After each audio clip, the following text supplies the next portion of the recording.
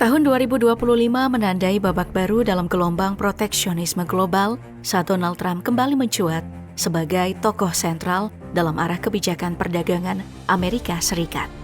Langkah-langkah kerasnya kembali mengguncang landscape ekonomi dunia.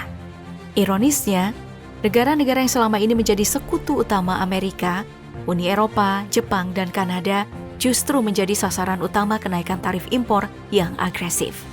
Namun, di antara daftar panjang negara yang terkena sanksi perdagangan, ada dua nama besar yang secara mencolok tak tersentuh, Rusia dan Korea Utara. Padahal, kedua negara ini secara historis berdiri berseberangan dengan kepentingan geopolitik Barat. Ketidakhadiran mereka dalam daftar sanksi memunculkan pertanyaan besar.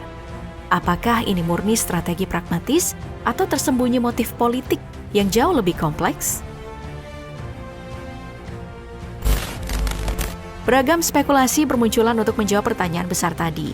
Salah satu yang paling mencuat, Trump ingin kembali unjuk kekuatan di panggung perdagangan global. Kali ini lewat kebijakan tarif impor yang lebih agresif dan menyeluruh dari sebelumnya. Dengan mengusung kembali slogan America First, Trump menegaskan bahwa Amerika Serikat tak akan lagi menoleransi praktik perdagangan yang ia anggap merugikan. Baik itu dari lawan seperti China maupun dari sekutu dekat seperti Uni Eropa, Jepang, hingga Kanada. Menurut Trump, negara-negara sahabat selama ini telah memanfaatkan kelemahan sistem perdagangan Amerika selama puluhan tahun. Maka dari itu, dia merespon dengan memberlakukan tarif impor yang tinggi untuk berbagai jenis produk, mulai dari sektor otomotif, baja, elektronik, hingga pertanian. Tentu saja kebijakan ini langsung memicu gelombang kecaman dari negara-negara yang terdampak. Uni Eropa pun segera merancang tarif tandingan, sementara Jepang mulai meninjau ulang perjanjian bilateral yang selama ini dijaga ketat. Di pihak lain, China memperketat kontrol terhadap investasi asing dan ekspor teknologinya, bahkan mengenakan tarif hingga 84% terhadap sejumlah barang impor asal Amerika Serikat.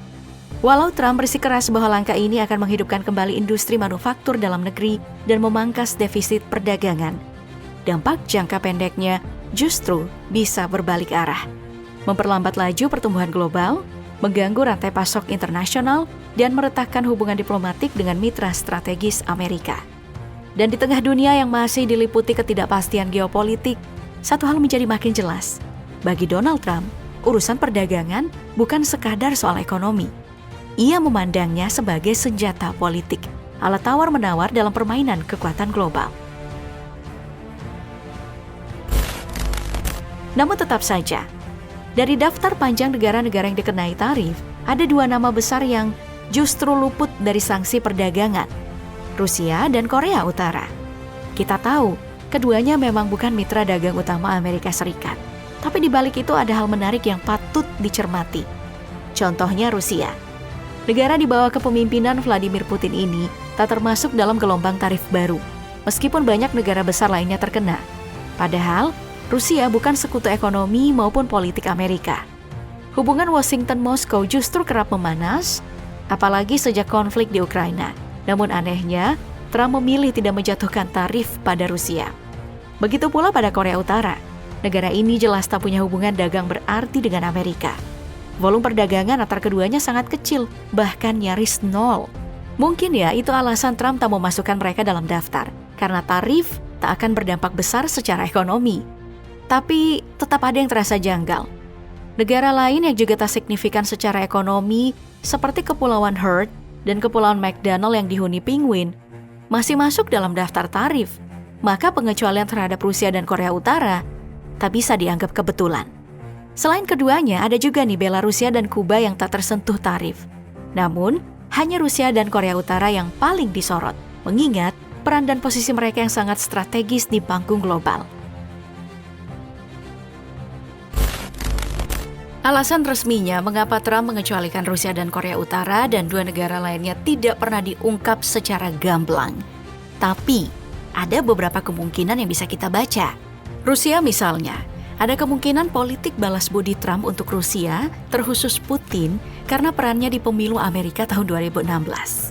Laporan intelijen Amerika Serikat yang dirilis di awal tahun 2017 pernah menyimpulkan kalau pemerintah Rusia atas arahan Putin melakukan serangkaian operasi cyber dan propaganda untuk mempengaruhi hasil pemilu dengan tujuan utama melemahkan kepercayaan publik terhadap proses demokrasi Amerika dan juga merugikan kandidat dari Partai Demokrat, Hillary Clinton, agar Trump terpilih. Tuduhan politik balas budi Trump ke Putin ini juga didukung dengan rekam jejak. Selama masa jabatan pertamanya, ada satu pola yang terus mengundang tanda tanya. Apa sih itu?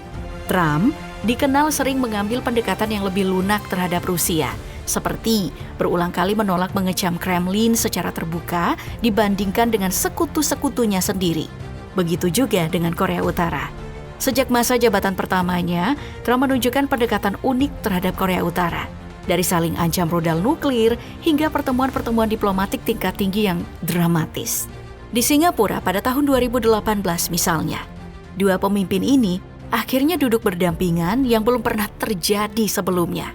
Kemudian, di tahun 2019 di Vietnam, dibingkai sebagai lanjutan dari proses denuklirisasi Korea Utara, pertemuan Hanoi sejatinya bertujuan merinci kesepakatan konkret, sesuatu yang tidak tercapai dalam deklarasi simbolik di Singapura.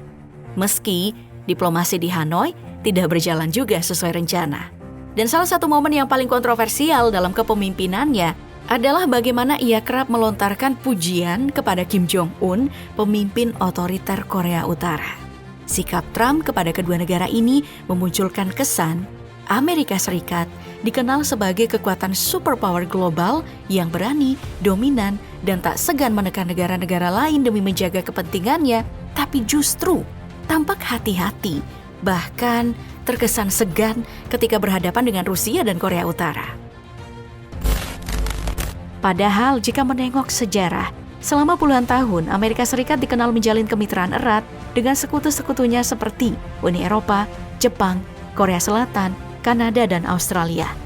Aliansi ini dibangun atas dasar nilai-nilai bersama, demokrasi, hak asasi manusia, dan pasar bebas. Namun saat Donald Trump menjabat, peta diplomasi dunia mengalami pergeseran yang dramatis, bahkan membingungkan. Sekutu-sekutu lama justru ditekan, sementara negara-negara yang dulu dianggap musuh malah diberi ruang. NATO misalnya, ia sebut sebagai beban finansial. Kesepakatan dagang multilateral pun ditinggalkan, diganti dengan perjanjian bilateral yang dianggap lebih menguntungkan Amerika. Di sisi lain, pendekatan terhadap Rusia dan Korea Utara terasa jauh lebih lunak. Meski Rusia dituduh ikut campur dalam pemilu Amerika Serikat, menyerang kedaulatan Ukraina dan menjadi lawan utama Barat, Trump hampir tak pernah mengkritik Putin secara terbuka. Bahkan ketika intelijen Amerika Serikat menyimpulkan keterlibatan Rusia dalam serangan cyber, Trump justru menepis tuduhan itu. Hal serupa terjadi dengan Korea Utara. Dari ancaman api dan kemarahan, Trump tiba-tiba berubah arah. Ia menjamu Kim Jong-un dalam serangkaian pertemuan puncak, menyebutnya sebagai pemimpin hebat, dan bahkan mengklaim keduanya saling jatuh cinta. Meski tidak ada kesepakatan jelas soal senjata nuklir, Kim tetap mendapat legitimasi internasional yang belum pernah diberikan Amerika pada pemimpin Korea Utara sebelumnya. Sebagian orang kemudian mencoba menjawab kebijakan ini lewat kacamata real politik. Ada yang berpendapat bahwa Trump menghormati kekuatan dan mengesampingkan etika.